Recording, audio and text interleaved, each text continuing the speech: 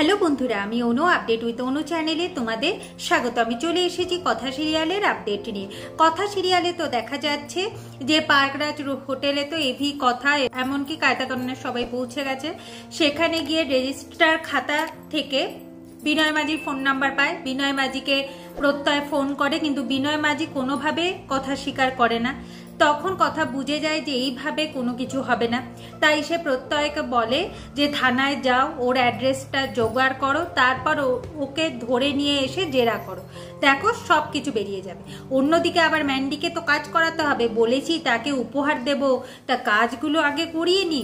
তাই কথা এখন বাড়ি ফিরছে। অন্যদিকে চিত্রাকে দিয়ে তো ম্যান্ডি জামা কাপড় ইস্ত্রি করিয়ে নিয়েছে, কিন্তু চিত্রা ভাবে যে কথা ম্যান্ডিকে ফাঁদে ফেলবার জন্য এইসব কিছু করছে না তো, সে আবার ম্যান্ডিকে জব্দ করবার জন্য করছে না তো। আমি কথার মোটিভটা বুঝতে পারছি না।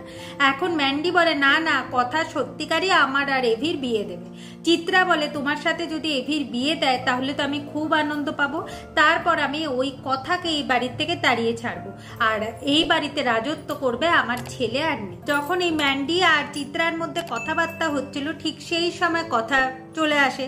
ম্যান্ডিকে বলে তাকে রান্না করতে হবে, কিন্তু ম্যান্ডিকে তো চিত্রা শিখিয়ে দিয়েছে কথা যা বলবে সেই সব কাজ করবে না। তো সেই মতো ম্যান্ডি এখন কথার কোনো কাজ করতে চায় না।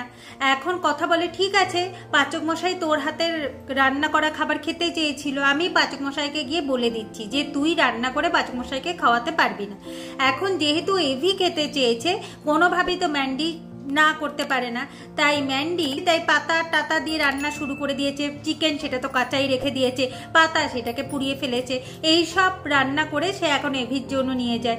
এভিকে জোর করে খাবার জন্য, বাধ্য হয় খেতে। আর খেতে গিয়ে সে বুঝতে পারে ম্যান্ডি আর কথার মধ্যে তফাৎটা। ম্যান্ডি তো কোনো রান্নাই করতে পারে না, এত বছর তার সাথে ক্যাফেতে কাজ করলো, কিন্তু রান্নার কিছুই সে জানে না। আর সে গোবর দেবীর সাথে তুলনা করছে, গোবর দেবী দারুণ রান্না করে, আর তার সাথে যেন ম্যান্ডি কোনোভাবে তুলনা না করে।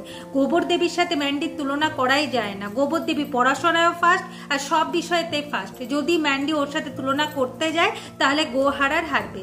এই সব শুনে কথা মনে মনে বাইরে থেকে আনন্দ। আগামী পর্বে দেখা যাচ্ছে যে কথা এভিকে বলে আপনি কষ্ট পাবেন না, আপনার সাথে সাথে আমিও কষ্ট পাচ্ছি, বিশ্বাস করুন, চাই যে আপনি খুব তাড়াতাড়ি নির্দোষ প্রমাণিত হন। আর এই ম্যান্ডির এইসব পাগলামি বা ম্যান্ডির এই যে আপনাকে ফাঁসানো, বাড়ির সবাইকে ব্যতিব্যস্ত করে রাখা, আমি কোনোভাবেই মেনে নিতে পারছি না। আমি চাইছি এই কেসটা যত তাড়াতাড়ি সলভ করা যায় ততই ভালো। এই বলে যখন কথা এভির ঘর থেকে বালিশ টালিশ নিয়ে বেরিয়ে যাচ্ছিল, এভি বাধা দেয় আর কথাকে বলে তার ঘরেই থাকতে। এভাবে আজকের পর্বটা শেষ হয়ে যাচ্ছে। আশা করি আজকের পর্বটা তোমাদের ভালো লাগবে। ভিডিওটা দেখবার জন্য আর আপডেট উইথ অনু চ্যানেলের পাশে থাকবার জন্য অসংখ্য ধন্যবাদ।